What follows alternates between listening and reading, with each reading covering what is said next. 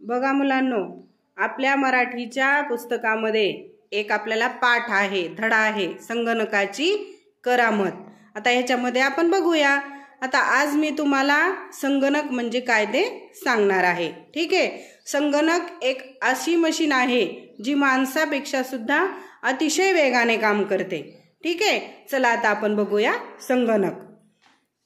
हे आहे संगणक. आता या संगणकाचे भाग बघूया आपण आधी.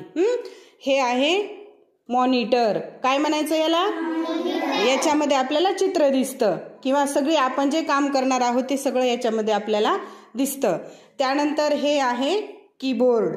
काय आहे हे? याच्यावरती बघा बटन आहेत, अंक आहेत, ABCD आहे की नाही. त्यामध्ये आपण संगणकावरती टाईप करू शकतो. मग ते पत्र असेल, काही माहिती असेल, अशा प्रकारचं आपण त्याच्यामध्ये टाईप करू शकतो. त्यानंतर हे आहेत साऊंड. काय आहेत हे? साऊंड. ह्या साऊंड मधून आपण ऐकू शकतो. बरोबर की नाही. त्यानंतर हे आहे माऊस. काय म्हणायचं याला?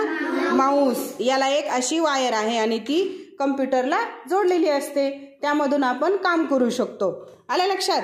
आता बघा, कम्प्युटरवरती आपण काय काय करू शकतो. कम्प्युटरवरती आपण पत्र पाठवू शकतो. जगामध्ये कुठेही अतिशय वेगाने असं पत्र पाठवू शकतो, संदेश पाठवू शकतो, मेसेज पाठवू शकतो.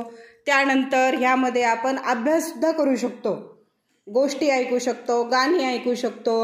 विविध प्रकारची अशी माहिती आपल्याला संगणकामध्ये मिळते. त्याचप्रमाणे आपण विविध प्रकारची माहिती यामध्ये साठवून सुद्धा ठेवू शकतो. काय करू शकतो? साठवून ठेवू शकतो. आता बघा, आपल्या अभ्यासामध्ये एक कविता आहे मराठीची, चुलीवरची खीर. आता आपण ती कविता ह्याच्यामध्ये बघूया. ठीक आहे. बघा, झाली का सुरू कविता? आता ह्याला आपण काय वापरलं? ह्या माऊसचा वापर करून, कीबोर्डचा वापर करून आपण ह्याच्यामध्ये ही कविता सुरू केली. बरोबर आहे आपल्या अभ्यासातली? हो. अशाच प्रकारे आपण आपल्या अभ्यासातलं याच्यामध्ये भरपूर काही बघू शकतो, अभ्यास करू शकतो.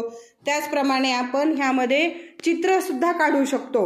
चित्र काढून ते रंगवू सुद्धा शकतो. अशा प्रकारे या संगणकावरती माणसापेक्षा अतिशय वेगाने यामध्ये काम करता येतं किंवा हे मशीन माणसापेक्षा अतिशय वेगाने काम करते. आलं लक्षात?